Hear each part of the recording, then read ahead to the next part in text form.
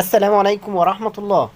أول تعليق لرضا عبد العال بعد فوز الزمالك بمباراة البنك الأهلي وعودته بعد هزيمته في الشوط الأول بهدف للا شيء، وكمان كان في طرد للزمالك. حارسه محمد عواد تم طرده في الدقيقة الأولى من الوقت بدل الضايع في الشوط الأول.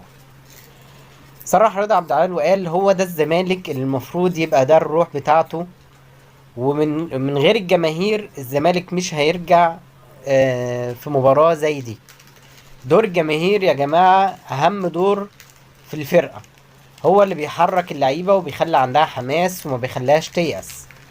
وطبعا تحية كبيرة جدا لشيكابالا، لاعب تاريخي وكبير وبيجي في المطوشة المؤثرة وبيعمل أداء عالي جدا وكمان بيعمل روح، وهو ده شيكا الأسطورة